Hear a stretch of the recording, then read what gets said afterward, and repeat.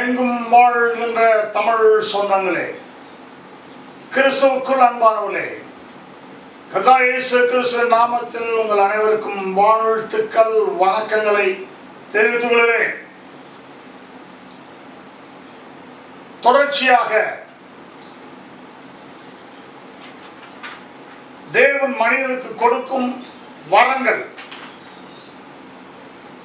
எப்படிப்பட்டவை, எத்தனை விதமான வரங்கள், அவை அந்த வரங்கள் என்னென்ன செய்கின்றன, எப்படியெல்லாம் அந்த வரங்கள் நமக்கு உதவி செய்து கடவுளோடு கிட்டி சேர்வதற்கு பயன்படுகிறது,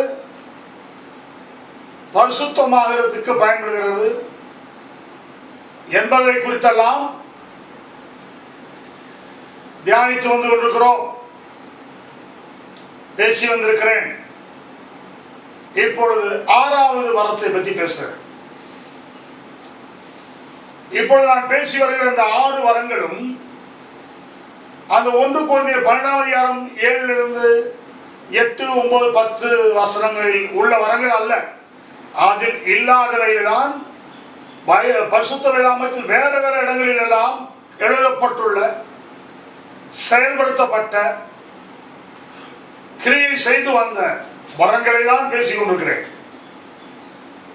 கிறிஸ்தவ உலகத்தில் பைத்தியக்காரத்தனமான போதும் ஆவியானவரும் ஆவி வரங்கும்போது அப்படிதான் முடிஞ்சு போச்சு. எவ்வளவு ஒரு சின்ன பிள்ளைத்தனமா போயிச்சுட்டு போயிட்டாங்கன்றதுதான் கஷ்டமா இருக்கு. வேதத்துக்குள்ள எவ்வளவு போல, சத்தியத்துக்குள்ள போல. காரணம், இந்த வேதத்தை எழுதின சத்திய ஆவியானவர் அவனுக்குள்ள இல்லை. அவன் இஷ்டத்துக்கு பயிர் எடுத்துக்கிட்டு படிக்கிற வசனம் ஒன்று படிப்பான், இவன் பண்ற விளக்கம் செய்யற பிரசனம் வேறையா. படிக்கிற வசனத்துக்கும் இவன் கொடுக்குற விளக்கத்துக்கு சம்பந்தமே இருக்காது. ஆனா கடவுள்கிட்ட இருந்து அப்படியே வாங்கி கொடுத்த மாதிரி நடிச்சிருக்கிறோம். இது பிசாசுடைய மகாபிரிய தந்திரங்களில் ஒன்று.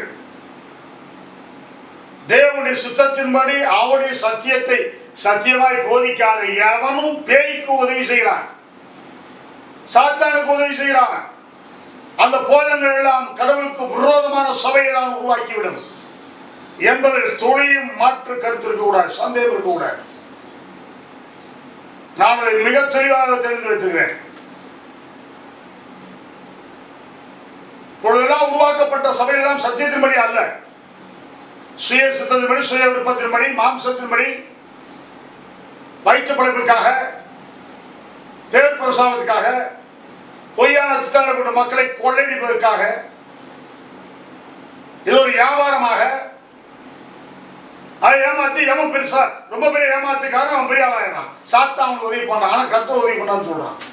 அதெல்லாம் கிடையாது. இப்பெல்லாம் இந்த மாதிரி ஊழியமே தப்பு. சபை ஊழியங்களை தவிர அந்த மாதிரி கிறுக்கப்பட நடந்துட்டு இருக்கான பாரு. அவன் மோகன்சிராசர், தினகரன், பெருக்குமாட்ஸ், அந்த பிளஸிங் டிவி பய ஆலன் பாலு, இந்த சுந்தர் அந்தர் செல்வராஜ், அங்க ஒரு வின்சென்ட் ஒன்று கிறுக்கு பய, இவெல்லாம் ஊழியமே கிடையாது. இதெல்லாம் ஊழியமே ஏற்றுக்க முடியாது. இதெல்லாம் வியாபாரம். இவன் எல்லாம் புடிச்சு ஒரு சபையை உட்கார வைக்கணும். இயேசு என்ன சொல்றார்? சபையை உருவாக்க வந்தார். அவங்க இஷ்டத்துக்கு இந்த மாதிரி பைபிள் திட்டங்களை போட்டுக்கிட்டு களவாணித்தனமான போதங்களை பண்ணிக்கிட்டு கூட்டு களவாணித்தனமான செயல்களை செஞ்சுக்கிட்டு இயேசுனார் பேரை உச்சரித்துக்கிட்டு இருக்கான். இதனால பேய் சபைகள் தான் உருவாகிறது. பேய்க்கு தான் ஊழியம் பண்றீங்க நீங்க. மக்கள் வஞ்சிக்கப்படுகிறார்கள், மக்கள் ஏமாற்றப்படுகிறார்கள். உண்மையை எது பொய் எது கண்டுபிடிக்கல. எங்களை போல உண்மையை எடுத்து சொல்றவங்க கோவப்படுறான், விரோதிக்கிறான், பாய்க்கிறான், சாதனை பார்க்காதுன்றான், உடம்பு பைத்தியக்காரப்படுகிறான். இதெல்லாம் அதுக்கெல்லாம் நான் பயப்பட போறாங்க. புரியுதா? இன்றைக்கு நான் பேசுகிற இந்த வரம் மிக மிக முக்கியமான வரம். இது கடவுளுடைய வரம், கடவுளை உள்ளடக்கிய வரம். பிதா குமாரன் பரிசுத்தாவி மூவரை உள்ளடக்கிய ஒரு வார்த்தையின் வரம். சத்தியத்தை அறிகிற வரம், சத்தியத்தை போதிக்கிற வரம். அந்த சத்தியத்தை அறிகிற அறிவு, அதுதான் அந்த வரம். பழைய ஏற்பாடு, புதிய ஏற்பாடு 2 சாட்சி வசனங்களை நான் கொடுத்துட்டேன்னா அதை எவனும் குறைச்ச முடியாது. அப்படி நான் சொல்ல, பைபிள் சொல்ல.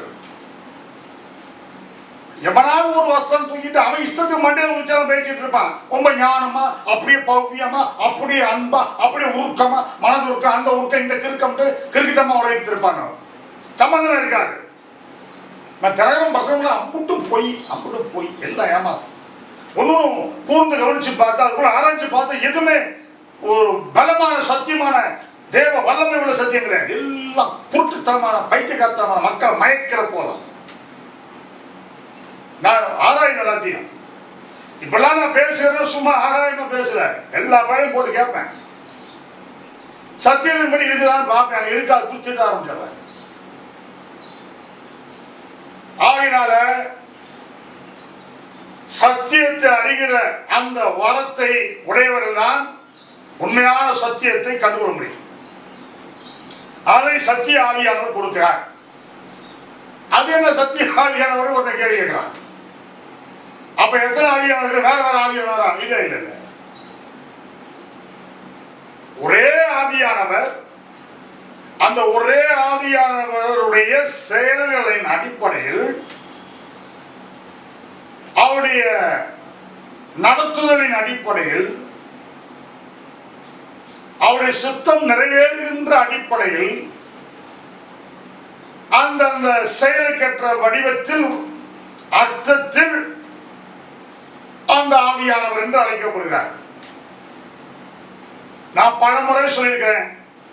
ஒரு வாத்தியார் வேலை செய்யும்போது ஸ்கூல்ல போய் பார்த்தா வாத்தியார் சொல்றாங்க. அதே காட்டில் போய் ஏறு ஊட்டிட்டு உழவு இருப்பாங்க, அவங்க உழவர் என்று சொல்வாங்க, விவசாயி என்று சொல்வார்கள். அதே வாத்தியாரு கராத்தே பயிற்சி பண்ணி நடத்தினா கராத்தே மாஸ்டர், ஒரே ஆள் தான். அதே வாத்தியார் போய் ஃபுட்பால் பிளேயர் விளையாடுறாங்க, அவர் ஒரு ஃபுட்பால் பிளேயர். ஒரு ஆள், ஒரே ஆள் தான், ஒரே நபர். அவர் செய்த பல செயலை வைத்து பெயர் சூட்டப்படுகிறது. அதுபோல ஒரே தேவ ஆவியானவர், அவருடைய தன்மைகள், செயல்கள், அவருடைய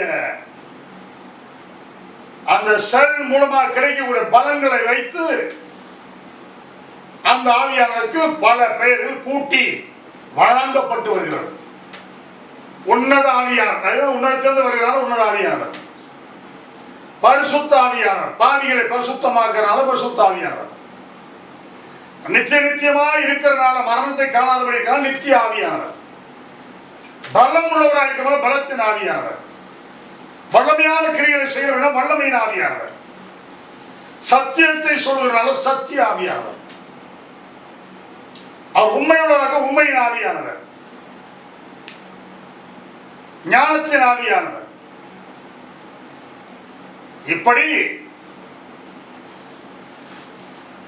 அந்த ஆவியானவருடைய செயல்களை வைத்து பெயர்கள் சூட்டப்படுகின்றன. ஆனால் ஒரே ஆவியானவர் தான். இப்பொழுது நாம் எடுத்துக்கொண்ட அந்த தன்மை என்னவென்றால், சத்தியத்தை அறிவிக்கின்ற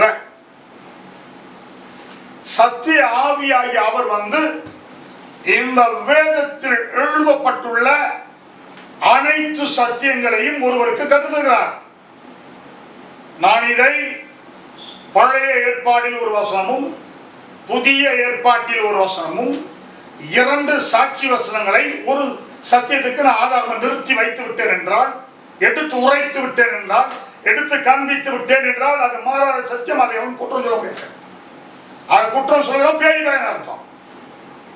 இவனுக்கு சத்தியம் புரியாதனால, இவன் ஏற்கனவே அதை தப்பா போதிச்சிருக்கிறனால உரைத்திருவான். அந்த தப்பை ஒத்துக்கொள்ள மாட்டான், மல்லுகட்டி நிற்பான். தான் செஞ்ச தப்பையே உண்மையா நிலைநாட்ட போராடுவான். பேய் பயில்க, சாத்தான் பயில்க. வேதம் சொல்லுது, ஒரு சத்தியத்துக்கு சாட்சி ரெண்டு வசனம். சாட்சி வசனம் பழைய ஏற்பாடு புதிய ஏற்பாடு. இதுவரைக்கும் நான் 6 வசனம் பேசி வந்திருக்கிறேன். நீங்க நல்லா கவனித்து பார்த்தால், பழைய ஏற்பாட்டில் ஒரு வசனம், புதிய ஏற்பாட்டில் ஒரு வசனம், இரண்டு சாட்சி வசனத்தை தூக்கி நிறுத்தி வைத்து தான் இந்த சத்தியத்தை குள்ளிருந்து விளக்கம் தருகிறேன். அதுபோலதான் இப்பவும், இப்பொழுதும் அதேதான். வாசிப்போம். புதிய ஏற்பாட்டில் என்ன ஆவியானவர்? சத்திய ஆவியானவர். யோவான் 16ஆம் அதிகாரம் 12, 13 வசனங்களை வாசிக்க கேட்போம். இதை நான் சொல்லவில்லை, ஆண்டவரும் கர்த்தரும் தேவனும் இரட்சகருமான இயேசு கிறிஸ்து சொல்கிறார். வாசிக்க கேட்போம். இன்னும் அநேக காரியங்களை நான் உங்களுக்கு சொல்ல வேண்டியதா இருக்கிறது. எப்பா நான் இன்னும் நிறைய உங்களோடு பேச வேண்டியதா இருக்குது. இதுவரைக்கும் என் சீடர்களே, என் விசுவாசிகளே, உங்களுக்கு புரியும்படியாக மிக இலகுவான சாதாரணமான காரியங்களை எல்லாம் செயல்களை எல்லாம் அந்த உதாரணத்தோடு ஓமையோடு ஓமைகளை சொல்லி விளக்கத்தை சொல்லி புரிய வைத்தேன். தேவனுடைய செயல்களை, சுத்தத்தை, அவருடைய வல்லமையை, அற்புத அதிசயங்களை, பரலோக ராஜ்யத்துக்குரியவர்களை, பரிசுத்தத்துக்குரியவைகளை எல்லாம் சொல்லி வந்து, ஆனால் இன்னும் அநேக காரியங்கள் நான் சொல்ல வேண்டியதா இருக்குது. அவைகள் இப்ப சொன்னேன்னா நீங்க எல்லாம் தாங்க மாட்டீங்க, புரியாது. சாதாரணமா சொன்னதே உங்களுக்கு வழங்கல. இன்னும் அநேகமான ஆழமான கடினமான நம்ம மாம்ச பூர்த்தி கேட்டால தெய்வீகமான காரியங்கள், சத்தியங்கள் இருக்கின்றது. அவைகளை இப்பொழுது நான் சொன்னால் நீங்க தாங்க மாட்டீங்களான்ட்டார். அப்ப எப்ப சொல்லுவாராம்? சத்திய ஆவியாகி அவர் வரும்போது, சத்திய ஆவியாகி அவர் வரும்பொழுது சகல சத்தியத்திற்குள்ளும் உங்களை நடத்துவார். அப்பதான் அந்த பைபிள் புரியும். பரிசுத்த ஆவியை பெற்றவனுக்கு புரியாது, சத்தியமா புரியாது. அது பரிசுத்த ஆவியானதுக்கு ஒருவன் ஜலத்தினாலும் ஆவியினாலும் பிறவாவிட்டால் அவன் தேவனுடைய ராஜ்யத்தில் பிரவேசிக்க மாட்டான். இது பரிசுத்த ஆவியில் அருளப்பட்டது. ஜலத்தினாலும் ஆவியினாலும் பிறந்து தேவனுடைய ராஜ்யத்துக்கு போகக்கூடிய தகுதி அடைவதற்கு தான் பரிசுத்த ஆவியானவர் கொடுக்கப்பட்டார். அதற்காக மட்டுமே. பரிசுத்த ஆவி பெற்ற எல்லாரும் பைபிள் புரியாது. ஆனா பரலோக ராஜ்யத்துக்கு போக விரும்புற எல்லாரும் பரிசுத்த ஆவி பெறணும். பரிசுத்த ஆவியினால் பிறக்க வேண்டும், ஆவியினால் பிறக்க வேண்டும். பரலோக ராஜ்யத்துக்கு போற ஒவ்வொருவனும் பரலோக ராஜ்யத்துக்கு போகக்கூடிய தகுதி ஒருவன் அடைய வேண்டும் என்றால் அவன் பரிசுத்த ஆவியினால் பிறந்து அந்த தகுதியை அடைந்திருக்க வேண்டும். சத்திய ஆவியானவர் அப்படி அல்ல. அவர் அந்த பரிசுத்த ஆவியின் அனுபவத்தை காட்டும் சத்திய ஆவியின் அனுபவம் என்பது மகா உன்னதமானது, மேன்மையானது. சத்திய ஆவின்னு சொல்லிட்டா பிதா குமார் பரிசுத்த மூவருமே அதில் இருப்பாங்க. பிதா குமார் பரிசுத்த மூவரை உள்ளடக்கிய ஒரு வார்த்தை தான் சத்தியம். அப்படி நிறைய சத்தியம் நான் சொல்ல முடியும். பழைய ஏற்பாடு, புதிய ஏற்பாடு என்ன சொல்றார்? சத்திய ஆவியாகி அவர் வரும் பொழுது சகல சத்தியத்திற்குள் உங்களை நடத்துவார். சகல சத்தியத்துக்குள் நடத்துவார். அவர் தம்முடைய சுயமாய் பேசாமல், அவர் ஒன்று சுயமாய் பேசாமல் தாம் கேள்விப்பட்டவைகள் யாவையும் சொல்லி, தாம் பிதாவினிடத்தில் கேள்விப்பட்ட யாவையும் சொல்லி வரப்போகிற காரியங்களை உங்களுக்கு அறிவிப்பார். இந்த சத்திய ஆவியானவர் என்றால் பிதா குமார் பரிசுத்த மூவரையுமே குறிக்கும். அதுல விசேஷமாக இயேசு கிறிஸ்துவை குறிக்கும். அவர் பிதாவிடத்தில் தாம் கேள்விப்பட்ட பூமிக்கு அனுப்பப்படும் முன்பதாக பூமியில் ஓர் இரட்சகராய் இறங்கும் முன்பதாக மரியாள் வயிற்றில் ஜனிப்பிக்கப்படும் முன்பதாக குழந்தையார் இயேசு பிறக்கும் முன்பதாக அந்த பரலோகத்தில் அவர் இருந்த பொழுது, பிதாவோடு இருந்த பொழுது அவரிடத்தில் கேள்விப்பட்டவைகள் எல்லாம் உங்களுக்கு சாட்சியாக அறிவிக்கிற அந்த வரம், பிதாவின் இடத்தில் இருக்கிற காரியங்களை இயேசு கிறிஸ்து வழியாக நமக்கு கொண்டு வந்து சேர்க்கின்ற ஒரு வரம் சத்திய ஆவியின் சத்தியத்தை அறிகிற அறிவாகிய சத்திய ஆவியானவர் நமக்குள் வருகிற ஒரு அனுபவம் தான் சத்தியத்தை அறிகிற வரம். இது எல்லா பயனுக்கும் கிடையாது. பைபிளை தூக்கிட்டு போனவன், பைபிளை படிச்சவன், பைபிள புத்தகத்தை எழுதினவன், உபவாசம் போட்டவன், செபம் பண்ணினவன், மேடையில் ஏறி கையால் தக்கான குதிச்சவங்கலாம் கிடையாது. இதெல்லாம் அதெல்லாம் கிடையாது. அது அவங்க என்னன்னு தெரியாது. அதுதான் இன்னைக்குள்ள பிரச்சனையே. இந்த கிறிஸ்தவத்துல பிரச்சனை தான். நான் 25 ஆண்டுகளாக எல்லாம் கவனித்து வருகிறேன். ஏன் அந்த சத்திய ஆவியின் அபிஷேகத்தை நான் பெற்றிருக்கிறேன். அந்த சத்தியத்தை அறிகிற அறிவின் வரத்தை நான் பெற்றிருக்கிறேன். அப்படினால் மற்ற எல்லாம் அந்த சத்தியத்தின் அடிப்படையில் அளவுகோலை வைத்து பார்க்கும்போது எல்லாம் பொய்யா இருக்கு, எல்லாம் போலியா இருக்கு. ஆனால் அதை வெறுக்க ஆரம்பித்தேன், கண்டிக்க ஆரம்பித்தேன். இதை மறாது இதை கேட்கிறவங்களை புரிந்து கொள்ள வேண்டும். உண்மையிலே திட்டனே சொல்லிட்டு இருக்காத, மரம் மண்டையா இருக்காத, களிமண் மண்டையா இருக்காத. என்ன சொல்றேன், ஏன் சொல்றேன், எதுக்காக சொல்றேன்? நான் வசனத்தை மீறி ஏதாவது பேசினா சொல்லு. மிக தெளிவாக சத்திய வசனத்தை படிக்கிட்ட சத்திய வசனத்தை கொண்டு வந்து உங்களுக்கு முன்பாக அதை படிக்க வைத்து அதில் உள்ள அர்த்தங்களை எடுத்து தெளிவாக ஊட்டுகிறேன். இது உள்வாங்கி கொண்டு நீ மனம் திரும்பி பரிசுத்தமாகி தேவனுடைய ராஜ்யத்தில் வரதை பார்க்கணும். நீ எவனோ உலர்ந்த கண்டப்பா சோச்சியக்காரப்பா மாதிரி கிழிச்சு விடுற, சோச்சியம் பண்ண மாதிரி குறிச்சு விடுற மாதிரி எவனோ பயிர் வச்சுட்டு உலர்ந்தாலாம் நீ மண்டையில் ஏற்றி வச்சுக்கிட்டு இப்ப நான் சொல்லும் போது அது வித்தியாசமா இருக்கிறாங்க. நீ சத்தியத்தை உருவாங்க எழுந்திராங்க. கவனி, சீர்தூக்கிப்பா, சிந்தித்துப்பா. ஒரு முறைக்கு 4 முறை கேளு நான் பேசுறத. சத்தியத்தை எல்லாமே ஏற்றுக்க மாட்டான், அப்படி பதில் சொல்றது. இயேசுவே சொன்னார், சத்தியத்தை எல்லாமே ஏற்றுக்க மாட்டான். ஒரு வசனத்தை தருகிறேன், இயேசுநாதர் சொன்ன வசனத்தை சத்தியத்தை எல்லாம் ஏற்றுக்க மாட்டான். யோவான் 18ஆம் அதிகாரம் 37ஆம் வசனம். அப்பொழுது பிலாத்து அவரை நோக்கி, அப்படியானால் நீ ராஜாவோ என்றான். இயேசு பிரதித்திரமாக, நீர் சொல்லுகிறபடி நான் ராஜா தான். சத்தியத்தை குறித்து சாட்சி கொடுக்க நான் பிறந்தேன். சத்தியத்தை குறித்து சாட்சி கொடுக்க நான் பிறந்தேன். இதற்காகவே இந்த உலகத்தில் வந்தேன். இதற்காக தான் இந்த உலகத்துக்கு வந்தேன். சத்தியவான் எவனும் என் சத்தம் சத்தியவான் எவனும் என் சத்தம் கேட்பான். பேய் போல சத்தியத்தை கேட்க மாட்டான். மறுபடியும் சொல்றேன், அந்த வசனத்தை மறுபடியும் வாசி கேட்போம். அப்பொழுது பிலாத்து அவரை நோக்கி, அப்படியானால் கேட்டவன் யாரு? பிலாத்து சாதாரண கவர்னர். அவர் யாரு? Governor. He was the appointed governor of Judea and Galilee by the Herod, by the Caesar. அது சசார் சக்கரவர்த்தி பாங்க. சீசர் அவர்தான் அந்த ரோம சாம்ராஜ்யத்துக்கு பெரியார். அவரால் அந்த கவர்னருக்கு மேல உள்ளவர் தான் ஏறது காற்பங்கு தேசாதிபதி. முழு தேசத்துக்கு அதிபதி தான் சேசார் சக்கரவர்த்தி. அவரால் அனுப்பப்பட்டு யூதேயாவில் கலவரத்தை அடக்க இயேசு ஒருத்தர் வந்து நம்ம பேச கொஞ்சம் கண்காணிக்கப்பா. அவர் யார், என்ன சொல்றாரு? நம்முடைய அரசாங்கத்துக்கு விரோதமா ஏதாவது பேசுறாரா?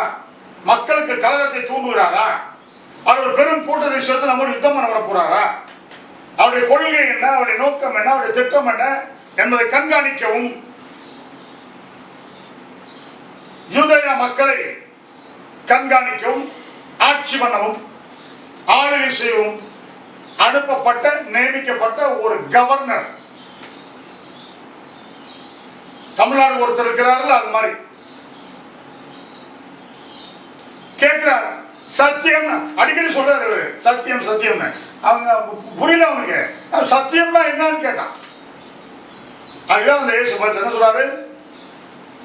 அப்பொழுது பிலாத்து அவரை நோக்கி, அப்படியானால் நீ ராஜாவோ என்றான். அப்படியானால் நீ ராஜாவோ? இயேசு பிரதித்திரமாக, நீ சொல்லுகிறபடி நான் ராஜா தான். நீ சொல்றபடி நான் ராஜா தான். சத்தியத்தை குறித்து சாட்சி கொடுக்க நான் பிறந்தேன். நான் சத்தியத்தை குறித்து சாட்சி கொடுக்க பிறந்தேன். இதற்காகவே இந்த உலகத்தில் வந்தேன். நல்லா கவனிங்க கிறிஸ்தவரே, அன்பு சகோதரர்களே, நல்லா கவனிங்க.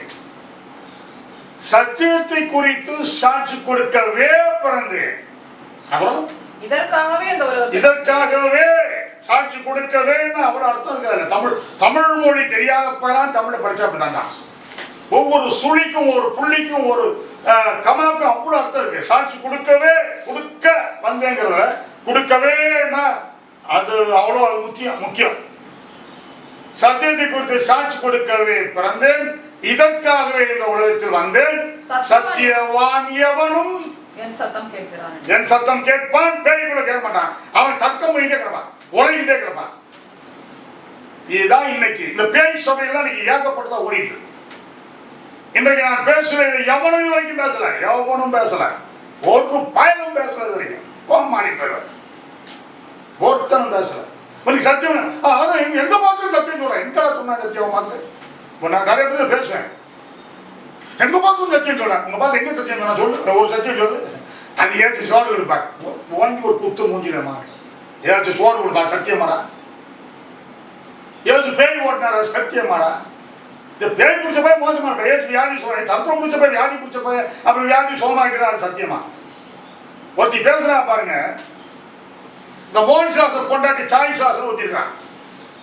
ஏற்கனவே ஒரு வீடியோல பதிவு பண்ணிருக்கேன். இப்பவும் சொல்றேன். நான் போய் என்னை கூப்பிட்டாங்க மெட்ராஸ்ல. அந்த என்னை அழைத்த அந்த வீட்டில் உள்ளவர்கள் தினகரனுடைய க்ளோஸ் ஃப்ரெண்டு, நெருங்கிய நண்பர், ஒரு கேள்வி. அந்த அவங்க பேரு ஜாய் டீச்சர் பேர். தினகரன் பொண்டாட்டி போய் சொல்லும்போது, ஜாயக்கா இவளை நல்லா முத்துங்கக்கா, திட்டுங்கக்கா, இவளை நகன்னு அலைகிறான், நகை பொருளை அலைகிறான், ஒன்றும் சொல்ற கேட்க மாட்டான் அப்படின்னு அந்த டீச்சரை சொல்லியிருக்காங்க. அவங்க எவ்வளவு நெருங்கியும் பாருங்க. ஒரு நாள் காரில் ஒன்னா போகும்போது பேசிட்டு போயிருக்காங்க. அது அவங்களே என்கிட்ட சொன்னாங்க. நான் பல முறை செல்லாவை கண்டிச்சிருக்கேன். ஏய் திமிர் காட்டாத, ஊழியக்காரர் மணியமா நடந்துக்க, ஆடம்பரமா நகையை போட்டு மினிக்கி தெரியாதுன்னு கண்டிச்சிருக்கிறேன் அப்படி அவங்களே என்ன சொல்லிருக்காங்க. அவங்களுடைய கணவர் சொல்லிட்டார். அந்த வீட்டில் தீ ஆவிகள் அவங்க அம்மா போட்டு ஆட்கொள்ளும், ஏதாச்சும் தூங்க கூடாது.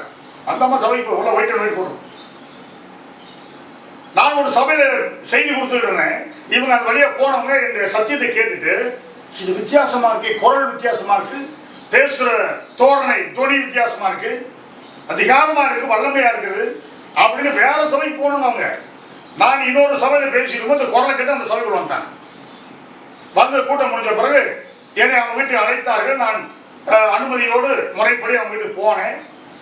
அங்க போய் அங்குள்ள அந்த பிசாசின் கிரியை ஒரு விடுதலை கொடுத்தாச்சு. நான் ஜெபம் பண்ணினேன், கர்த்தர் விடுதலை கொடுத்தார். அப்ப அவங்க வீட்டுல தங்க சொன்னாங்க. சாயங்காலம் 6:30 மணி ஆச்சு. சரி நாங்கள் ப்ரேயர் பண்ணலாம் சொல்லி ஒரு 6 மணிக்கு கூடணும்.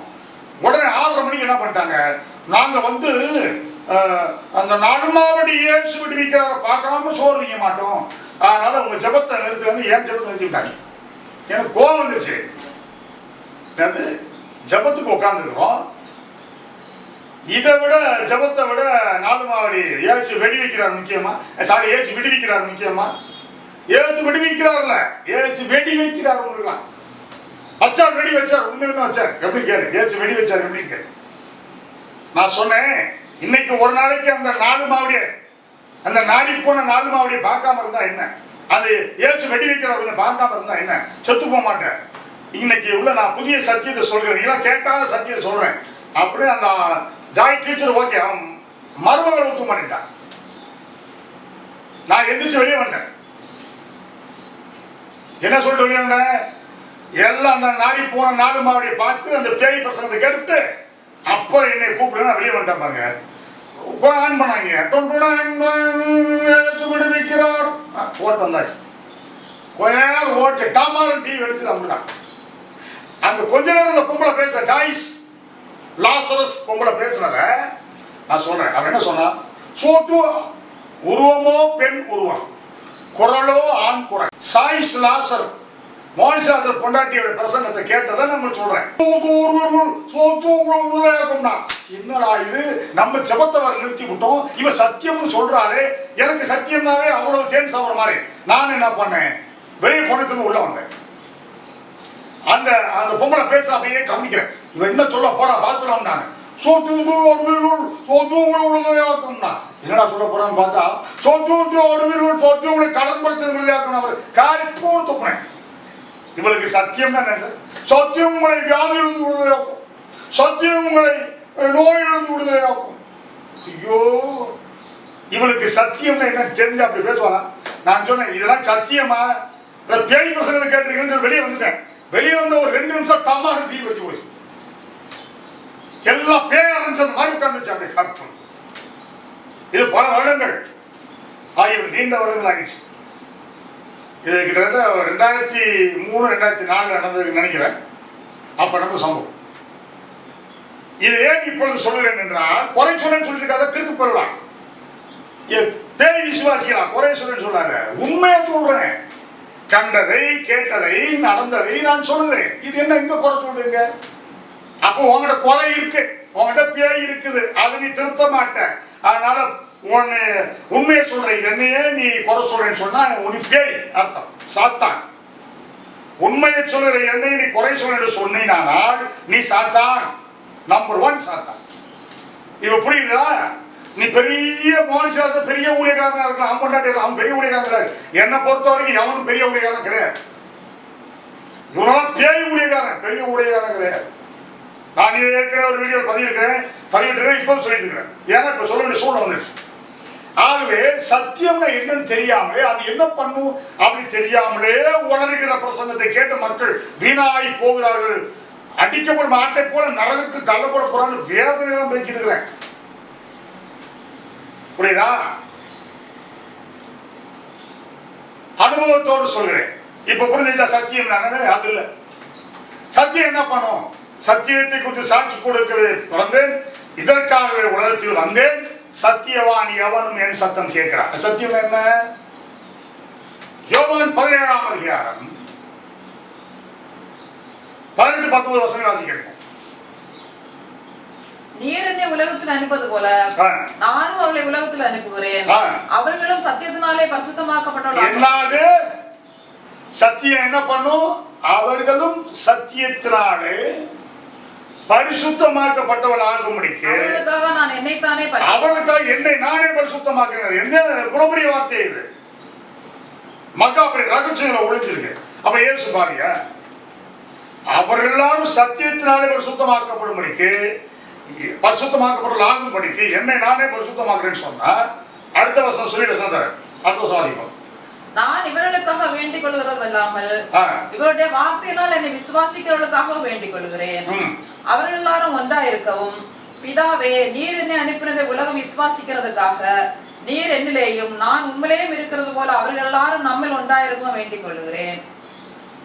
உங்களுடைய சத்தியத்தினாலே அது பரிசுத்தமான படிகிறது. 17-17 பாருங்க. உம்முடைய சத்தியத்தினாலே அவளை பரிசுத்தமாக்கும். உம்முடைய வசனமே சத்தியம். உம்முடைய வசனமே சத்தியம். அப்படின்னா பிதா குமாரன் பரிசுத்த ஆவிய மூவரும் உள்ளிருக்கிற வார்த்தை தான், மூவரையும் உள்ளடக்கிய வார்த்தை தான் சத்தியம். பைபிள் உள்ள எல்லாமே சத்திய வார்த்தை கிடையாது. தாவீதுக்கு 15 பொண்டாட்டி தான் வசனம் எழுதிக்கும். ஒவ்வொரு பொண்டாட்டி பேர் வச்சே போட்டுருக்காங்க. சத்தியமா? அது சத்தியம் கிடையாது. புரியுதா? இப்ப நோவா குடிச்சிட்டு படுத்துருந்தான்னு போட்டிருக்கோம். அது சத்தியமா? சொல்லு. இல்ல. இதெல்லாம் அவங்க அந்த ஒரு தேவனுடைய மனிதனுடைய வாழ்க்கையில் நடந்த சில சம்பவங்கள். அது சில சம்பவம் நம்ம செய்யக்கூடாது நமக்கு எழுதப்பட்டிருக்கு. அவ்வளவுதான். இதெல்லாம் சத்தியம் கிடையாது. ஒரு விபச்சாரி ஸ்திரீ கல்லால் அடிக்க வந்தாங்க, அப்புறம் வசனம் எழுதியிருக்கு. அது சத்தியமா? இல்ல. 3 சாஸ்திரிகள் வந்தாங்க இயேசுநாதர் பிறந்த பொழுது. அது சத்தியமா? இல்ல. ஏதோ 2 வயசு விட்ட குழந்தை கொல்லும்படி உத்தரவு போட்டாங்க. அது சத்தியமா? இல்ல. இதெல்லாம் வரலாற்றில் நடந்த சம்பவங்கள். சத்தியம் என்றால் பிதா குமாரன் வசனம் மூவரை உள்ளடக்கிய வார்த்தை தான் சத்தியம். அது என்ன பண்ணும்? சத்தியத்தை ஒருவன் பிரசங்கித்தாலோ அது கேட்டாலோ அது அவனை பாவத்திலிருந்து அழித்து, பாவத்தை அழித்து பாவத்திலிருந்து விடுதலையாக்கி பரிசுத்தமாக்கும். இதுதான் சத்தியம். மறுபடியும் சொல்றேன், ஒருவர் சத்தியத்தை பேசினாலோ அதை ஒருவர் கேட்டாலோ அந்த சத்தியமானது அவர்களை பாவத்திலிருந்து விடுதலையாக்கி அவளை பரிசுத்தமாக்கி விடும். அதுதான் சத்தியம். இதை தவிர வேற எந்த வழக்கும் எவனும் கொடுக்க முடியாது. கொடுக்க கூட கொடுத்தா பேய் பேர் அர்த்தம். சத்தியம் காசு கொடுக்கும், கடன் பிரச்சனை அடைக்கும், நோயை சுகமாக்குமா? உலகம் முழுசு நோய் எல்லாம் நடக்கிறான். எங்க சுகமா இருக்கு? ஒருத்தன் சொன்னா அந்த கிறுக்கு பையன் மோதிராஜ் எங்க ஜபத்தினாலே கொரோனாக்கு ஊசி வந்து கண்டுபிடிக்க முன்பதாக எங்கள் ஜபத்தினாலே கொரோனா அழிக்கப்பட்டு போனா இப்ப ஆஸ்பத்திரி அடையானா ஊசி மருந்து வாங்கி கொடுக்குறானா. அதுக்கு பாராட்டு குவியுதான். இங்கடி பாராட்டு குவியுதுங்க. பொய்கார பிறகுதான் பாராட்டா குவியுது. உலகத்துக்கு ஒத்தவசம் போடுற பிறகு உன்ன கடவுளுடைய வல்லமை இல்லை. நீ ஒரு பொய்யன், நீ ஒரு பொய்யன், பொண்டாட்டி ஒரு பொய். அவ்வளவுதான். ஆகவே சத்தியம் என்னன்னு தெரிஞ்சுங்க. சத்தியாவியார் வரும்பொழுது சகல சத்தியத்துவம் நடத்துவார். சத்தியவான் எவனும் என்று சத்தம் கேட்கிறான். இயேசு கிறிஸ்து அனுப்பின அவரும் சத்தியவன். யோவான் 8:26 வாசி. யோவான் 8:26 இயேசு கிறிஸ்து தம்முடைய பிதாவை குறித்து ஒரு சாட்சி கொடுத்தார். அவர் எப்படிப்பட்டவர்? உங்களை குறித்து பேசவும் நியாயம் தீர்க்கவும் எனக்கு அநேக காரியங்கள் உண்டு. என்னை அனுப்பினவர் சத்தியம் உள்ளவர். என்னை அனுப்பின என் பிதா சத்தியம் உள்ளவர். நான் அவரிடத்தில் கேட்டவரையே உலகத்துக்கு சொல்கிறேன் என்றார். நான் அவரிடத்தில் கேட்டவரையே உலகத்துக்கு சொல்கிறேன். அவர் சத்தியம் உள்ளவர். பிதா சத்தியம் உள்ளவர், குமாரன் சத்தியம் உள்ளவர், ஆவியானவர் சத்தியம் உள்ளவர். சரி, இதெல்லாம் புதிய ஏற்பாடுல ஒரு வசனம் கொடுக்குறாங்க. நேரா பழைய ஏற்பாடு போகும். ஆதியாகமம் 32ஆம் அதிகாரம் 10ஆம் வசனம். ஆதியாகமம் 32ஆம் அதிகாரம் 10ஆம் வசனம். அடியேனுக்கு தேவரீர் காண்பித்த, யாக்கோபு சொல்கிறார், அடியேனுக்கு தேவரீர் காண்பித்த எல்லா தயவுக்கும் எல்லா சத்தியத்துக்கும் நான் எவ்வளவே எல்லா சத்தியம், அதாவது இயேசு கிறிஸ்து புதிய ஏற்பாடு சகல சத்தியம் சொன்னார். பத்தியா, சத்தியாவியாகி அவர் வரும்பொழுது சகல சத்தியத்திலும் நடத்துவார் இயேசு சொன்னார். பத்தியா, இது அங்கே யாக்கோபு சொல்லிட்டார். இஸ்ரவேல் என்று பெயர் அழைக்கப்பட்ட, இஸ்ரவேல் என்று பெயர் சூட்டப்பட்ட யாக்கோபு, ஈசாக்கின் குமாரன் யாக்கோபு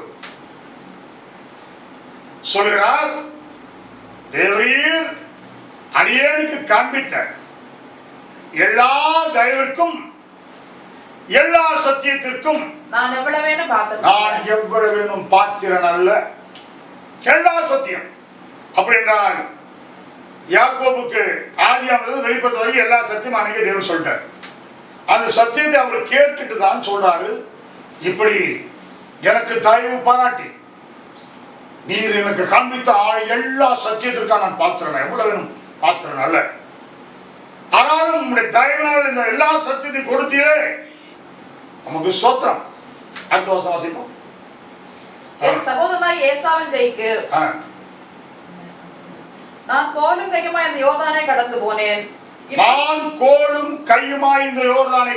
இப்பொழுது இவ்விரண்டு பரிவாரங்களே உடையவனாய் என் சகோதரனாய் ஏசாவின் கைக்கு என்னை தப்புவியும். வருகிறேன், என் சகோதரனாய் ஏசாவின் கைக்கு என்னை தப்புவியும். அவன் வந்து என்னையும் பிள்ளைகளையும் தாய்மார்களையும் முறியடிப்பான் என்று அவருக்கு நான் பயந்திருக்கிறேன். தேவரீரோ நான் உமக்கு மெய்யாகவே நன்மை செய்து உன் சந்ததி எண்ண முடியாத கடற்கரை மணலை போல மிகவும் பெருகப்படும் என்று சொன்னீரே என்றான். அவர் வாக்குத்தத்தம் கொடுத்தார். அந்த வாக்குத்தத்தத்தை வச்சு அவன் ஜெபிக்கிறான். என்னைக்கு யாக்கோபு என்ற பேர் இஸ்ரவேல் சூட்டப்படுதோ அன்னைக்கு சகல சத்தியம் வந்துருச்சு. இன்னும் யாக்கோபோடு தனிமையில தேவன் ஆதியாகமம் முதற்கொண்டு வெளிப்படுத்த வருகிற சத்தியங்களை அவருக்கு போதித்தார், விளக்கி சொன்னார், சத்தியங்களை காண்பித்தார். அந்த சத்தியங்களை அவன் பார்த்தான். ஆகவே நீர் எனக்கு காண்பித்த எல்லா தயவு சத்திய சோதனம். அதேதான் இயேசு புதிய ஏற்பாடு, சத்திய ஆவியாகி அவர் வரும்பொழுது சகல சத்தியத்தை நம்ம நடத்துவார். சகல சத்தியம், எல்லா சத்தியம்.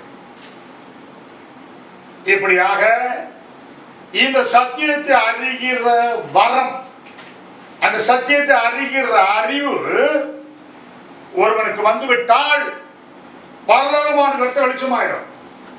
பல ராஜ்யம் வெட்ட வெளிச்சமா தெரியும், நரகம் வெட்ட வெளிச்சமா தெரியும். இந்த பூமியில உட்கார்ந்து கொண்டு சத்தியத்தை அறிகிற அறிவை வரத்தை பெற்ற ஒரு நபர், சத்தியத்தை அறிகிற அறிவாகி அந்த வரத்தை பெற்ற ஒரு நபர் உட்கார்ந்த இடத்துல பரலோகத்தில் அனைத்து சத்தியங்களையும் காரியங்களையும் பார்க்க முடியும், அனுபவிக்க முடியும். பூலோகத்தில் சகல சத்தியத்தையும் காரியங்களையும் பார்க்க முடியும், அனுபவிக்க முடியும். இனி ஸ்தாபிக்கப்பட போகிற பரலோக ராஜ்யத்தின் சத்தியங்களை பார்க்க முடியும், அனுபவிக்க முடியும். நரகம் எப்படி இருக்கிறது அறிந்து கொள்ள முடியும். இது தேவனுடைய சுத்தம் என்ன, தேவனுடைய மகிமையான காரியம் என்ன, பரிசுத்தம்னா என்ன, இந்த அவருடைய தன்மைகளை பிதா குமாரன் பரிசுத்த மூவரையும் அறிந்து கொள்ள முடியும் அந்த சத்தியத்தின் வழியாக. இதை அறியாத அபமைத்ததுக்கு ஒன்று குழம்பி தெரியும். கிறிஸ்துவுக்குள் அன்பானவர்களே, இந்த சத்தியத்தை அறிகிற அறிவாகிய வரம், சத்தியாவியாகி அவர் வருவது, அவர் உனக்குள்ள தங்குவது ஒரு வரம், அவர் சகல சத்தியத்தை காண்பிப்பார், அது ஒரு வரம் என்று சொல்லி தேவன் கொடுக்கும் மரங்கள் 30க்கு மேல இருக்கு. 30 ஒரு வீடியோல பட்டியலிட்டேன். இப்ப இந்த 6 வரங்கள் பேசுறதுக்குள்ள 2 வரம் எக்ஸ்ட்ரா கிடைச்சது. அதில் பேசி கொண்டிருக்கிறேன். இப்பொழுது நான் பேசி முடித்திருக்கிற வரம், தேவன் மனிதனுக்கு கொடுக்கும் வரங்கள் 30க்கு மேல இருக்கு. அதுல இப்ப நான் பேசியிருப்பது 6வது வரம். 7வது வரம் அதை பேசுற வரைக்கும் மற்ற வரங்களை கேட்டு கண்டு கழித்து அதை மனதில் வைத்துக் கொள்ளுங்கள். 7வது வரத்தை பற்றி பேசுகிற வரைக்கும் கர்த்தர் உங்களோடு இருப்பாராக.